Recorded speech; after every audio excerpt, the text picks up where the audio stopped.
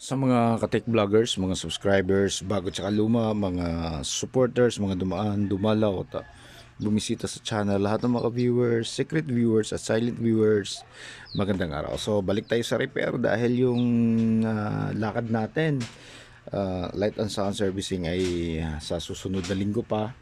Kaya ito, meron tayong Musky multi-effect pedal dito. Malayo yung pinanggalingan nito. Galing pa ng General Santos City sa Mindanao at pinadala dito sa atin. So ang problema nito ay baliktad yung polarity na ginamit na power supply. So tandaan natin mga musical gadgets, effects, musical instrument gadgets, ano talaga yan, karamihan, mostly ay negative po talaga yung negative yung nasa gitna at hindi positive. So ito yung ginamit niya, ayan positive yung nasa gitna. Kaya nung sinaksak daw nito, sinaksakan nito ay bigla na lang daw pumutok sa loob at umusok. Bagong bago pa, hindi pa nagagamit yan. Ayan.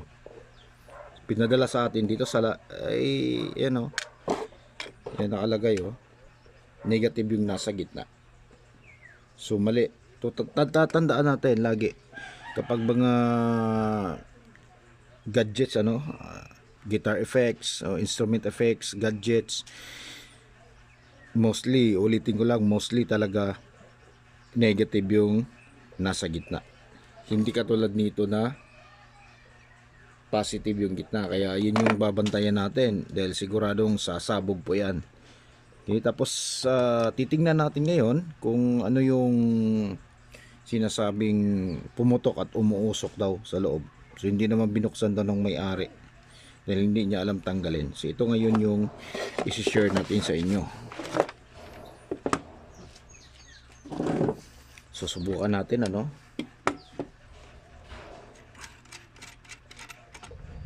So madali lang naman buksan to.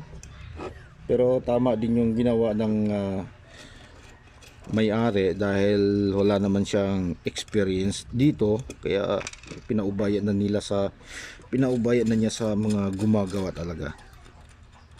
So tamang desisyon di yung bubuksan mo tapos wala ka namang kaalam-alam, baka mamaya masira So pwede namang silipin at kung hindi kaya wag nang pilitin.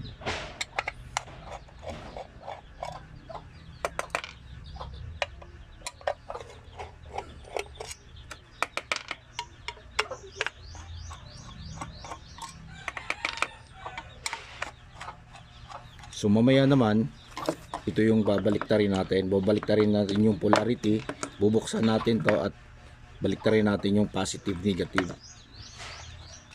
para magiging compatible dito sa gadget na to.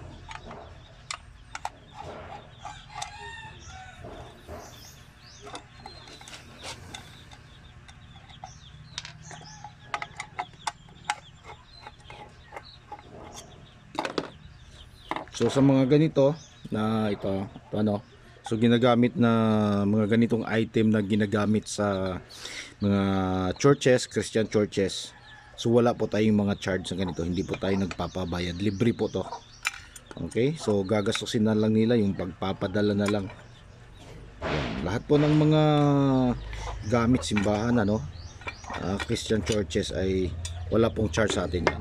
Okay, kung meron mang malaking piyesa na kailangan, so yun lang yung ipoprovide nila. Yung labor natin libre po.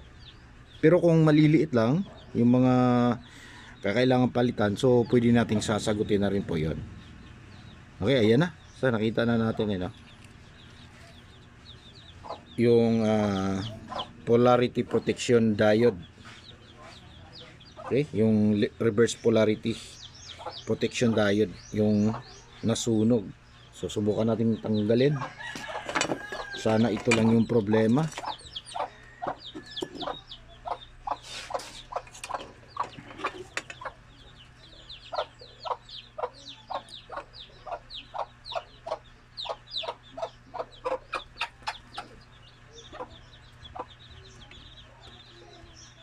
Kaya sunog na sunog talaga pati yung board.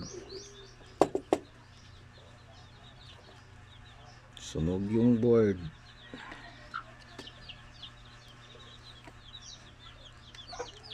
Yan. So sa ganitong pagpapalit, okay? So pinakamababang voltahe ng mga rectifier diode ay 50 volts. Iwan ko sa mga ibang klaseng, baka mag-comments down below no kung mayroong pang mas mababa. Basta alam ko pinakamababa ay 50 volts na rectifier sa 1 ampere. Ayan. So kung papalitan natin ng medyo mataas at sobrang taas naman ng amperahe at mataas yung voltahe, ang mangyayari naman hindi kaagad masisira yung dito na ipapalit natin at maaaring maninira dito ng iba bago puputok yung diode na ikakabit natin. Ayan. Okay. So try natin. So pause muna natin sandali. Maghahanap tayo ng makukuhanan. So ito, meron tayong lumang board ng CCTV. Ayan. So ito kukuhanin natin yan. Tama lang yan.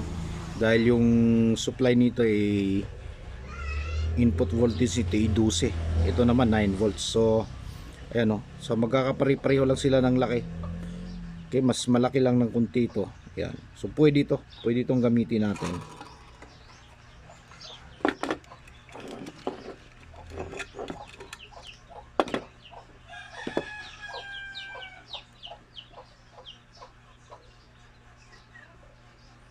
Pasensya na po kayo sa background natin, medyo maingay yung mga alagang manok natin.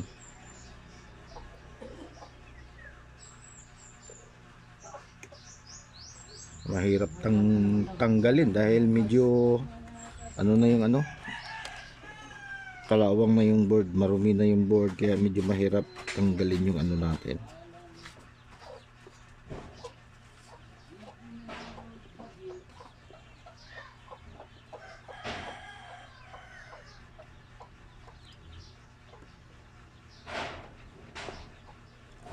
Yan.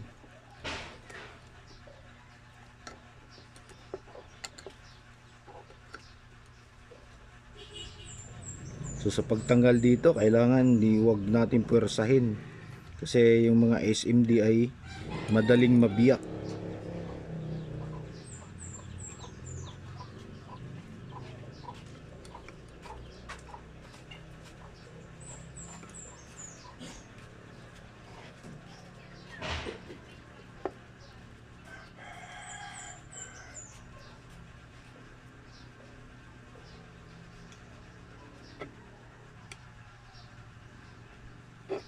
Yan, so sobrang kalawang na yung nito, board nito, kaya medyo hirap kapitan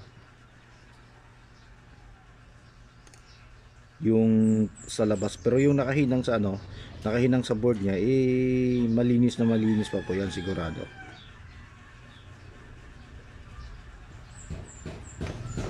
Masyadong mahina lang yung mababa yung wattage ang soldering iron natin dahil nasira yung natin, yung tawag nito, yung 90 watts saka 60 watts. So ayan na, natanggal na natin. So ito yung ngayong ikakabit natin dito.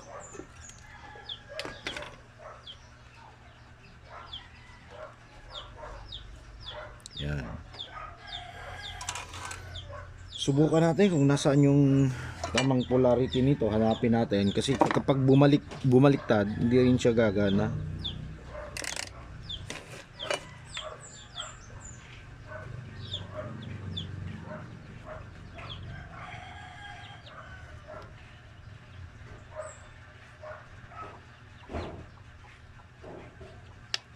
Sira din pala to.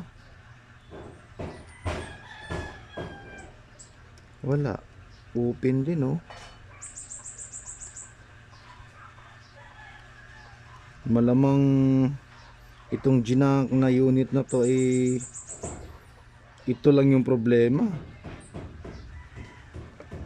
open lang yung kanyang diode. Sayang naman to oh. Hindi ko kasi, kalawang na kasi yung board nito. Yan oh, open. So sira din. So pause muna natin at maghanap tayo uli ng iba.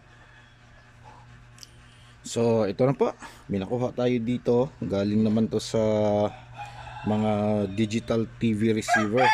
Ayan, yan siya. Okay, so try natin.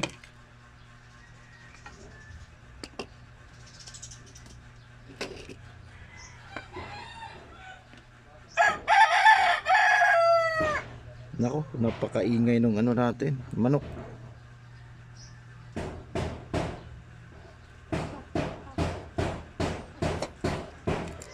Ito yung ano dito sa probinsya. Talagang ingay probinsya yan. Oh. May nagpupukpok pa na kapitbahay. So walang edit tong ano natin. Dito ay nag-i-edit. So talagang ano, raw videos yung mga ina-upload natin.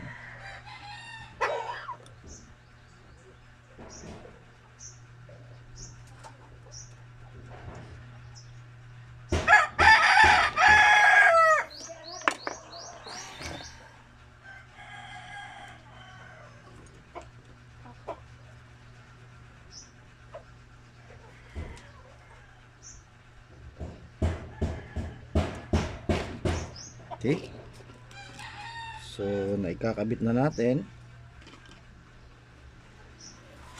Ito rin adapter ay nabaliktad na rin natin. So try natin kung magkakaroon na siya ng power, ano.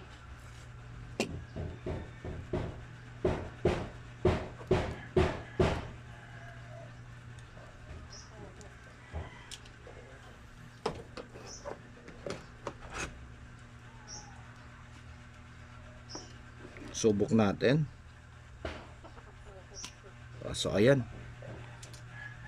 nagkakaroon na siya ng power. Okay,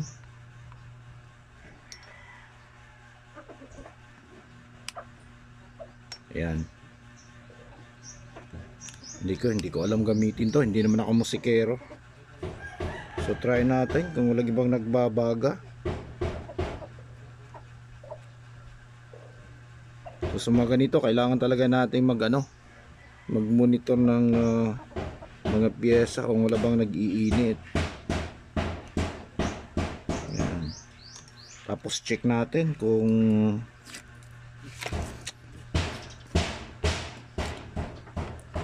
stable na yung kanyang supply, ano, papunta sa kanyang regulator.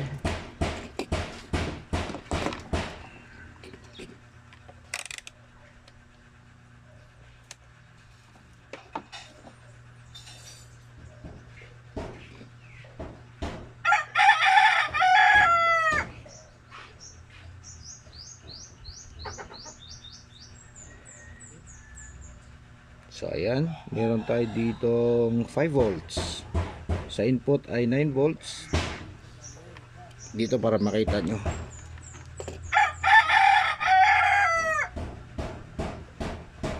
Ayan yung input. Ito yung output ng regulator. 5 volts siya, ayan. So try natin kung may mga supply na dito.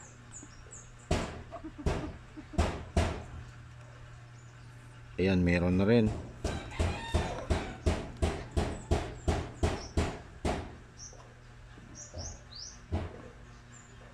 Okay. So, para makita nyo naman, baka sabihin nyo hindi totoo na meron ng mga supply. So umpisa tayo dito. Ayun yung input, 9 volts. Ito yung output.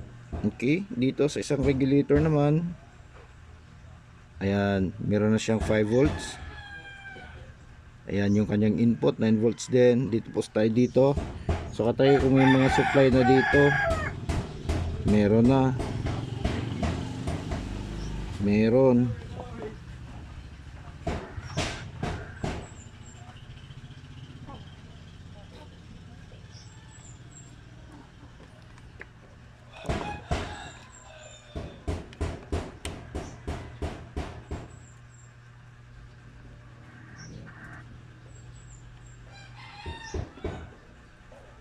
Ayan, meron din, oh.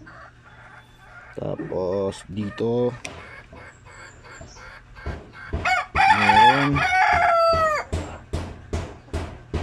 meron. Okay, yan o, meron. Okay, so kompleto na siya sa supply. Nandiyan na lahat. Ayan. So 4 point something, ito yung kanyang input. So regulator to. Ayan. Okay, so kompleto na. Yung gagawin ko na lang sa susunod na video ay titest na lang natin kung tutunog na ba siya at kung wala namang ibang problema. Yan. Okay, so hanggang dito na lang siguro.